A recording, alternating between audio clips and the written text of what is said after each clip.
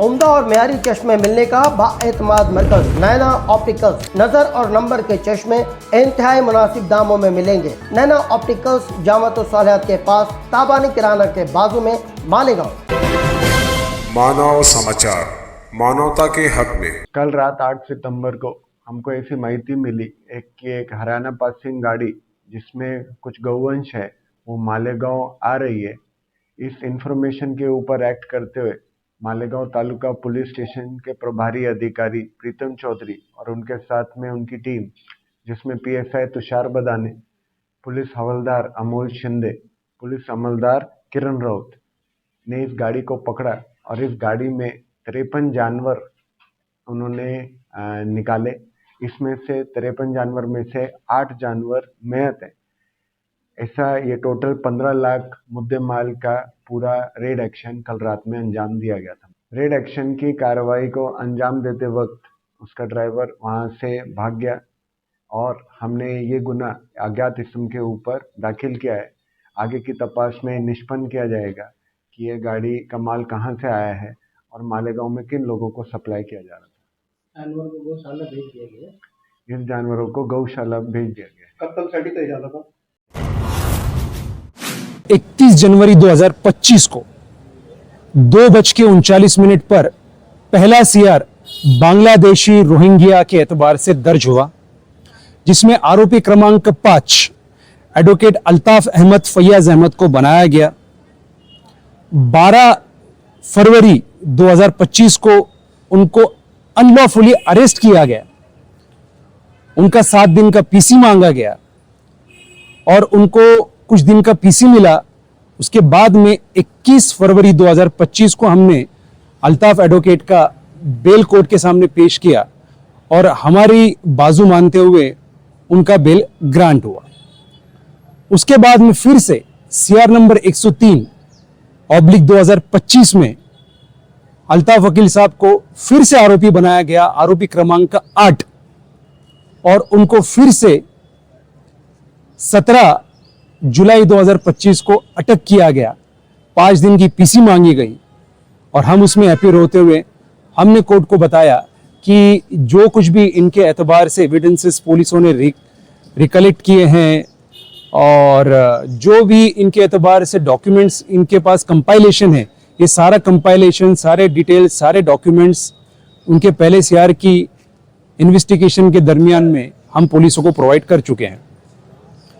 उसके बावजूद भी कोर्ट ने हमारी बात मानते हुए 3 दिन का पीसी दिया, यानी कि 17 जुलाई को आरोपी क्रमांक 8 अल्ताफ साहब को अरेस्ट किया गया, 18 तारीख को कोर्ट के सामने पेश किया गया और 3 दिन का पीसी उनको दिया गया।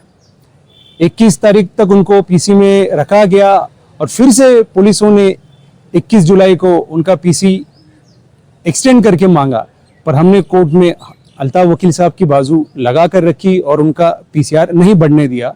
और उसी दिन एमसीआर होने के बाद ही हमने उनका कोर्ट में बेल एप्लीकेशन फाइल किया और सेम डे सुनवाई करके सेम डे उसमें उनका ऑर्डर हुआ और सेम डे उनकी रिहाई हुई।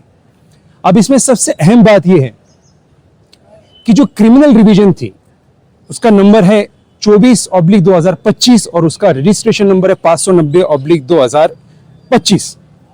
यह दाखिल करने के पीछे का मकसद जो सरकारी वकील शिशिर हिरे है वो आज तक हम समझ नहीं पाए। उन्होंने बहुत सारी मिस्टेक्स की। सबसे पहली बात ये, जब उनका बेल 21 फरवरी को सीआर नंबर 40 में हुआ, कुछ कोर्ट ने कंडीशन दी थी। मंडे एंड वेंसडे को उनको पुलिस स्टेशन में हाजिर होना था, वहाँ प्रेजेंटी लगानी थी, वहाँ पर पुलिस मशीनरी के साथ में कोऑपरेट करना था, जो कि बेशक अल्ताफ वकील साहब ने किया। उन्होंने कोई भी टर्म्स कंडीशन जो भी स्टिपुलेटेड थी उसका कॉन्ट्रवेंशन और वायलेशन नहीं किया। हर टर्म्स और कंडीशन को उन्होंने प्रॉपरली फॉलो किया। उसके बावजूद भी सरकारी वकील शिशिर हिरे ने उनके खिलाफ में क्रिमिनल रिवीजन दाखिल किया, ये कहते हुए कि इनका बेल एप्लीकेशन खारिज किया जाए। अब देखा जाए तो इसमें इनिशियली जो सेक्शंस थे वो 318(4), 336(3), 340(2) और 3(5). अगर इक्विवेलेंट देखा जाए आईपीसी के तो 420, 468, 471 और 34 होते आईपीसी के। इसमें जो भी सेक्शंस इनकॉर्पोरेट किए गए थे सारे ट्राइबल बाय जेएमएफसी नहीं लोअर कोर्ट के थे, उसके बावजूद भी उनका जो रिवीजन था वो ऊपर के कोर्ट में दाखिल किया गया। Mistake number 1। मिस्टेक नंबर 2 ये थी कि उसमें चार्जशीट फाइल होगी और जब चार्जशीट फाइल हो जाती है उसके बाद में इस तरह का रिवीजन मेंटेनेबल टेनेबल नहीं होता, वो इनफ्रक्चुअस हो जाता है, निष्फल हो जाता है, बेबुनियादी हो जाता है। उसके बाद भी उन्होंने कोर्ट के सामने मुसलसल ये पैरवी की कि अल्ताफ वकील ने बहुत बड़ा गुनाह किया है, बहुत बड़ा जुर्म किया है, बहुत लोगों की फसोनुक की है, बहुत लोगों का साथ उन्होंने मिस अप्रोप्रिएशन यानी अपहार किया है और बहुत बड़ा अमाउंट उन्हें साइफन किया है। हमने कोर्ट को बार बार ये रिपीटेडली कहा कि ये एप्लीकेशन टेनेबल मेंटेनेबल है ही नहीं। उसके बाद में सरकारी वकील साहब ने कोर्ट से कहा कि मुझे केस लॉ दाखिल करना है, मुझे 1 महीने की तारीख दी जाए। 1 महीने की तारीख मांगी केस लॉ दाखिल करने के लिए और उसी बहाने से अल्ताफ वकील साहब को CR नंबर 103 2025 में अरेस्ट करवाया। किस लिए? वो इसलिए कि ये उसमें आरोपी है और ये आरोपी इस दूसरे CR में बनने की वजह से ये जो हमने एप्लीकेशन जो रिवीजन दायर किया वो टेनेबल और मेंटेनेबल है। बस बहुत कोशिशों के बाद, बहुत मशक्कतों के बाद में फॉर्चुनेटली दोनों CR में उनका बेल अलाउड हुआ, जिसमें बाद में सेक्शन 8 और 11 prevention of anti corruption act के भी दायर हुए थे। उसके बावजूद भी हमारी कोशिशों को कामयाबी मिली, दोनों CR में उनका बेल हुआ और 9 अप्रैल 2025 को ये रिवीजन दाखिल की गई। 19 अप्रैल 2025 को हम इसमें अपीयर हुए और 4 सितंबर 2025 को 4:38 पर इसके ऊपर सुनवाई हुई और कोर्ट ने जो सरकारी वकील शिशिर हीरे इन्होंने एक क्रिमिनल रिवीजन दाखिल की थी उसको खारिज किया। और इससे यह साबित होता है कि एडवोकेट अल्ताफ अहमद साहब जो है इनका कहीं भी कोई रोल नहीं था, इनके खिलाफ में बेबुनियादी एलिगेशंस लगाए गए थे, इनको इसमें अननेसेसरी ड्रैग किया गया था।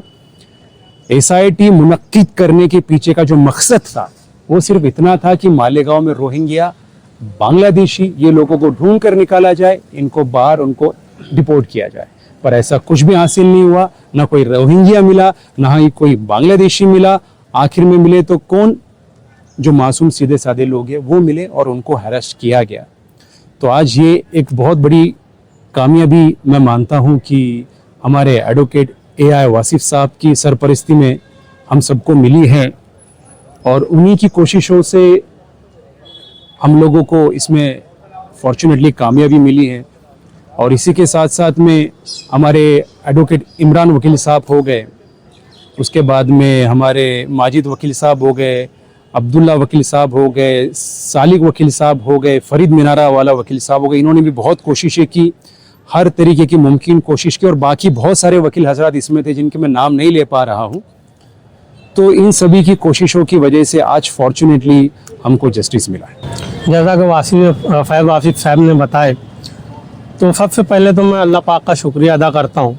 उसके बाद फैज़ वासिफ साहब का, मैं वासिफ साहब का और पूरे बार का शुक्रिया अदा करता हूँ जिन्होंने बहुत ही मेहनत की है, कोशिशें की है और इनकी कोशिशें और मेहनतें रंग लाई है। इसी के साथ मैं इनको बहुत बहुत शुक्रिया कहना चाहता हूँ और मालेगांव बार एसोसिएशन का भी बहुत बहुत शुक्रिया कहना चाहता हूँ।